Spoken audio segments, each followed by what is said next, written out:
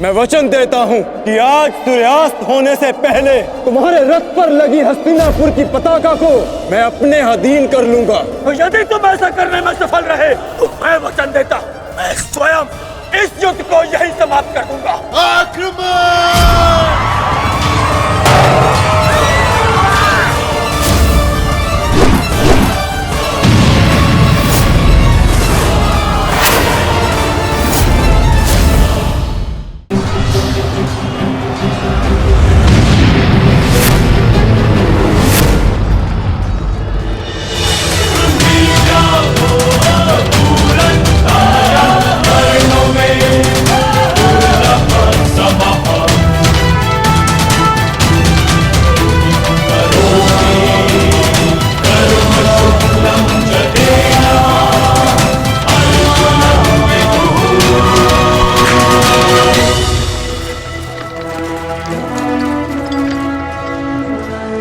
गुरुदेव, युद्ध से पूर्व एक शिष्य के लिए उसके गुरु का आशीर्वाद लेना अनिवार्य है।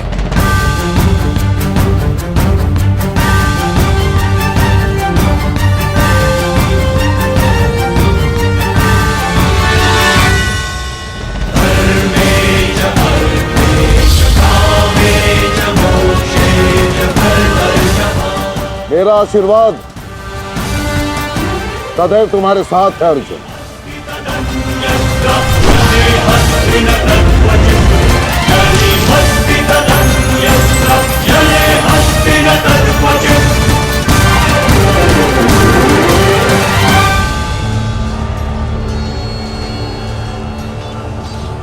कभी अनुमान नहीं लगाया था गुरुदेव, जिससे युद्ध कला और धनुर्विद्या सीखी, एक दिन उसी के विरुद्ध इसका उपयोग करना पड़ेगा। तुम केवल अपने कर्तव्य का पालन करो अर्जुन। ये युद्धशाला नहीं, ये समस्त युद्ध भूमि है और यहाँ का हर एक विपक्षी केवल और केवल तुम्हारा शत्रु है अर्जुन। सावधान अर्जुन!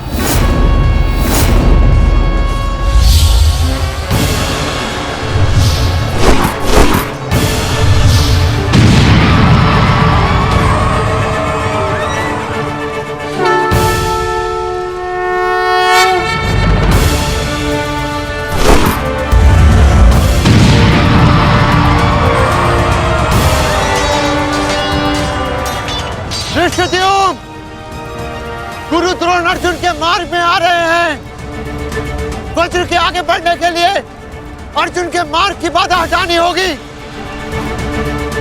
जाओ, जाके अर्जुन की सहायता करो।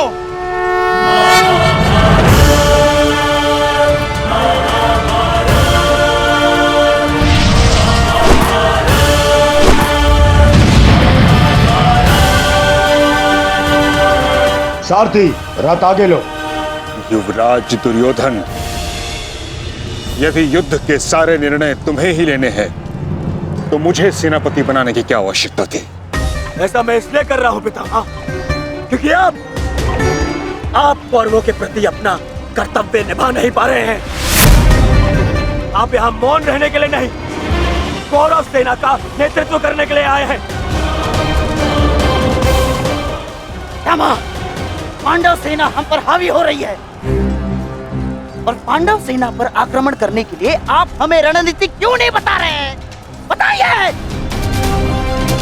स्मरण है ना पितामह आपको, यदि दुर्योधन के रथ की पताका अर्जुन के हाथ में लग गई तो हम ये युद्ध हार जाएंगे महामहिम, हार जाएंगे। कुछ कीजिए।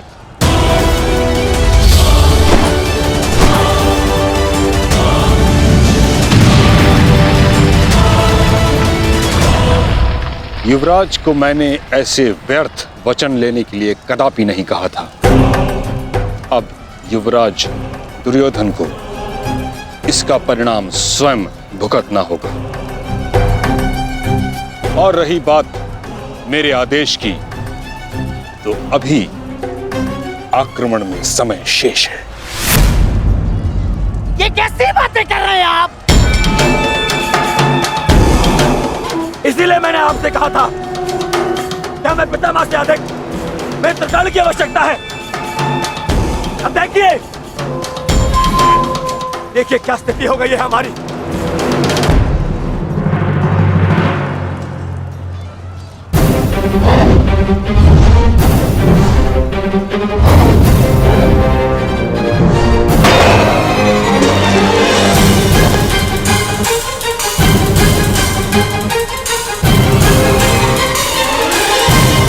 देखिए देखिए कैसे मौन खड़े हैं। ऐसे ही चलता रहा देखिए ये तो हम शीघ्र ही हार जाएंगे।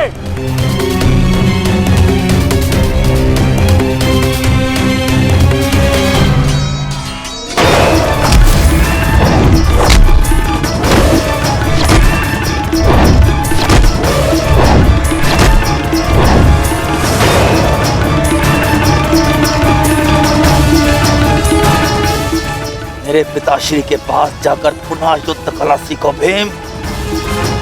स्मरण हो रहा है कि प्रतिशोध की आग में तुम युद्ध कला भूल रहे हो। यदि तुम मेरे हाथों जीवित बचकर शोध थामा तो मैं अवश्य ऐसा करूंगा।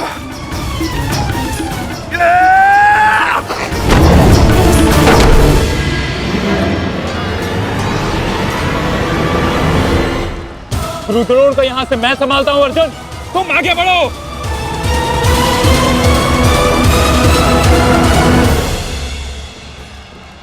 आगे बढ़ने का समय आ गया है पार्थ। द्रोणाचार्य के साथ युद्ध करके हमारा समय व्यर्थ हो रहा है। हमें अपने वज्र को उचित स्थान पर पहुंचाना अति आवश्यक है पार्थ। कैसी आज्ञा माधव। चलिए आगे बढ़िए।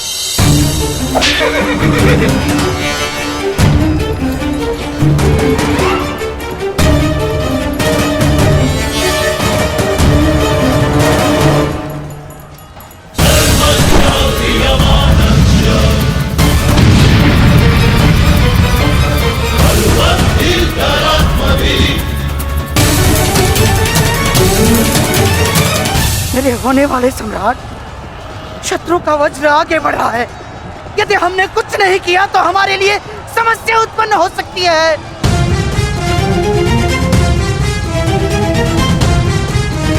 कुछ करो मेरे होने वाले सम्राट।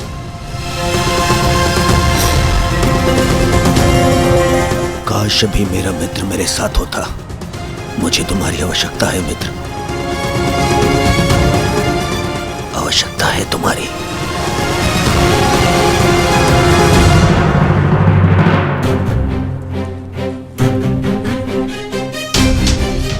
ये कैसी अनुभूति है। ऐसा प्रतीत हो रहा है जैसे मेरे मित्र को मेरी सहायता की आवश्यकता है।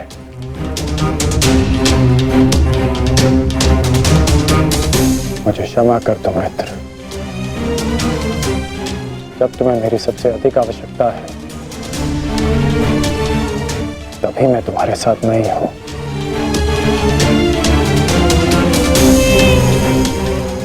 सैनिक, जाओ जाकर पता लगाओ कि युद्ध में क्या चल रहा है। जो आज्ञा महाराज।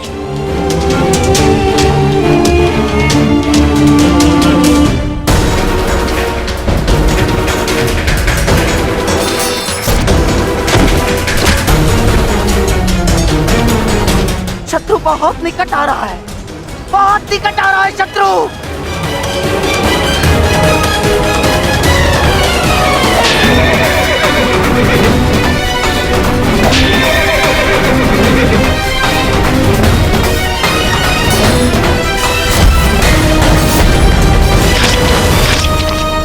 माधव,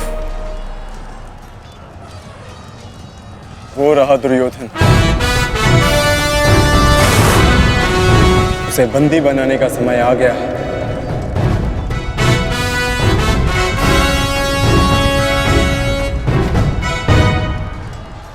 शत्रु निकट आ गए हैं दुर्योधन, आ गए शत्रु निकट।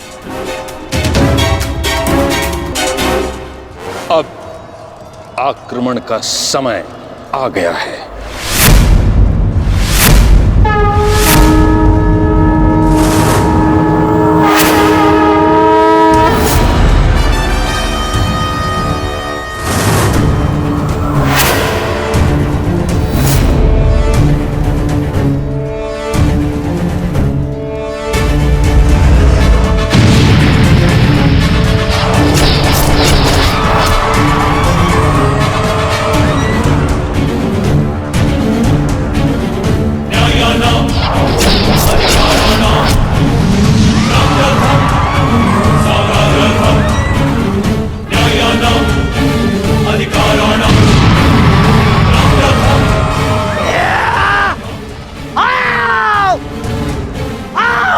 प्यारे भांजो, आजा।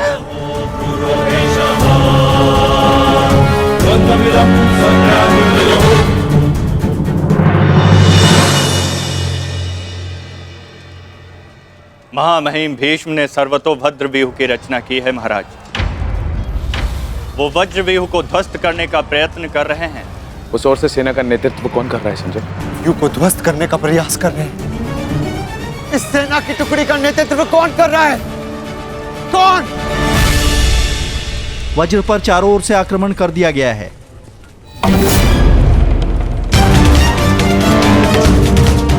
पितामह की सबसे प्रभावशाली तकनीक। और जो व्यूह का नेतृत्व कर रहे हैं वो हैं, मैं जानता हूं।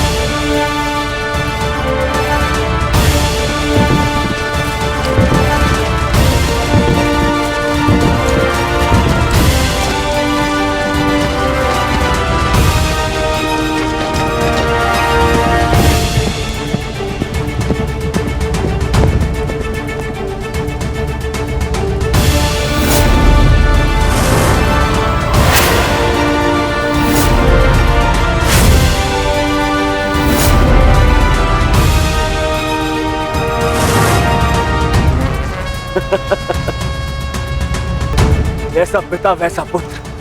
अद्भुत, अद्भुत वृषसेन। जैसा पिता वैसा पुत्र। अद्भुत, अद्भुत वृषसेन। सत्य कहा दुर्योधन, सत्य कहा तुमने। जैसा पिता वैसा पुत्र वृषसेन। अद्भुत योद्धा है वृषसेन। कर्ण नहीं है तो क्या हुआ, वृषसेन है ना हमारे पास। वृषसेन लड़ो।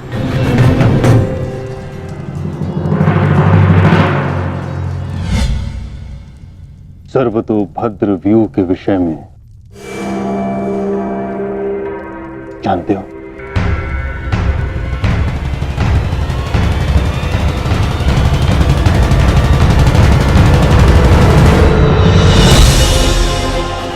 जी महामहिम, पिताश्री ने आपकी इस रणनीति के विषय में अवगत कराया था। इस व्यूह के अनुसार शत्रुओं के अधिकतर व्यूह को तोड़ा जा सकता है। और क्या जानते हो? इस रणनीति के अनुसार एक ही समय में चारों ओर से शत्रु व्यूह पर आक्रमण किया जाता है और सेना को छिन्न भिन्न करते हुए मध्य तक पहुंचा जाता है ताकि शत्रुओं को कहीं से कोई सहायता न मिल सके। परंतु सेना का नेतृत्व केवल एक कुशल योद्धा के हाथों में होना चाहिए। और वो योद्धा ऐसा हो शत्रु जिसका अनुमान भी न लगा सके। उसकी युद्ध शैली कभी पहले देखी न गई हो।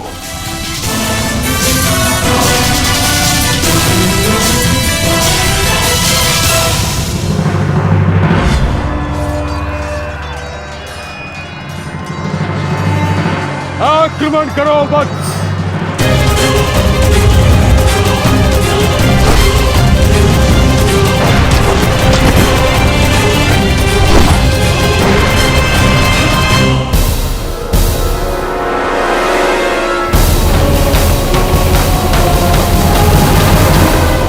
युद्ध भूमि में अब क्या हो रहा है संजय? महामहिम भीष्म के आदेश के अनुसार अंगराज कर्ण के पुत्र वृषसेन सर्वतोभद्र व्यूह का नेतृत्व कर रहे हैं महाराज। वज्र व्यूह पर चारों ओर से आक्रमण करके कौरव सेना पांडव सेना पर हावी हो रही है महाराज।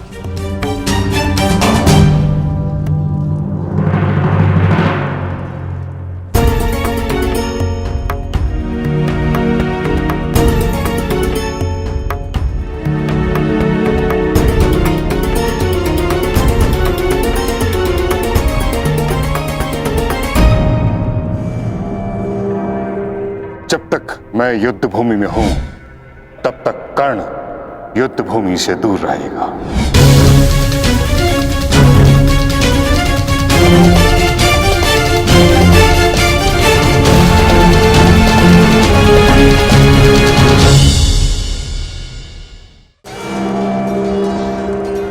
विश्वसेन के अप्रत्याशित आक्रमण से हमारी सेना को भारी क्षति पहुंची है वासुदेव। अब हमें क्या करना चाहिए? विपक्ष ने वज्र को तो रोक दिया, परंतु वज्र की नोक अभी भी प्रहार करने में सक्षम है धर्मराज। तुम समझ रहे हो ना पार्थ?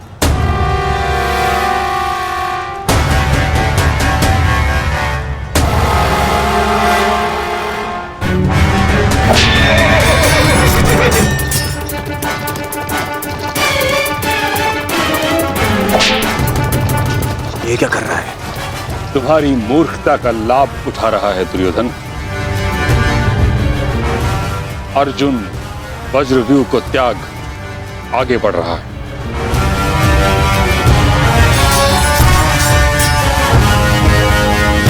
हमने उनके वज्रव्यूह को तो निष्क्रिय कर दिया है दुर्योधन, परंतु अर्जुन ये जानता है कि तुम्हारे रथ पर लगी पताका यदि उसके हाथ लगी तो यह युद्ध समाप्त हो जाएगा। इसलिए उसका लक्ष्य केवल तुम हो। वो सब छोड़िए पितामह, अर्जुन को रोकने का उपाय सोचिए। इसका उपाय है मेरे पास। पार्थ, वो देखो, गंगा पुत्र तुम्हारी ओर तुम्हें रोकने आ रहे हैं। उनसे द्वंद्व करके हमारा समय व्यर्थ होगा और सूर्यास्त्र होने में बस कुछ ही समय शेष है पार्थ।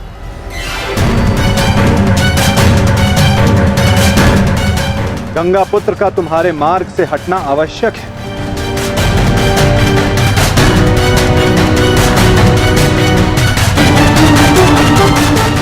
संकेत भेजो पार्थ कि कोई और इन्हें रोकने आ सके। शीघ्रता करो।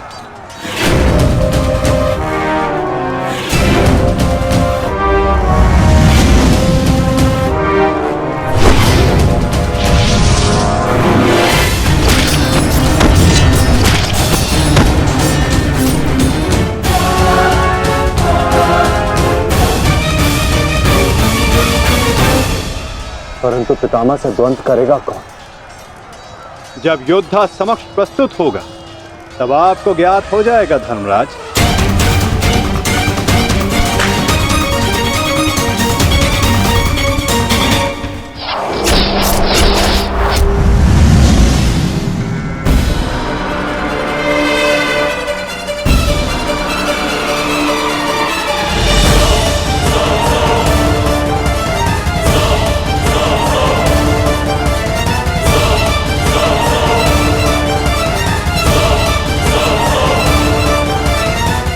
यह अर्जुन नहीं, कौन है?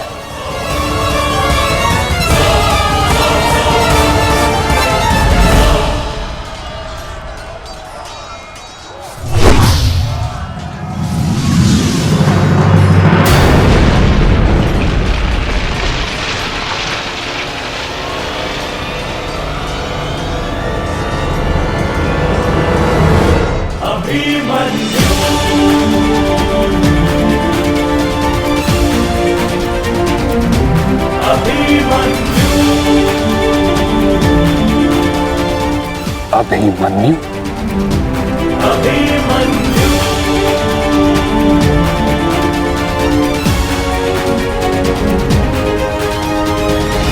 प्रणिपात प्रपितामह। कल्याण हो पुत्र।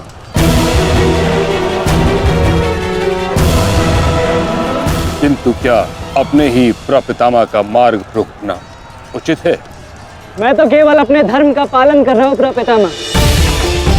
वही कर रहा हूँ जो मेरे पिता ने अपने पितामह से सीखा और जो मुझे सिखाए।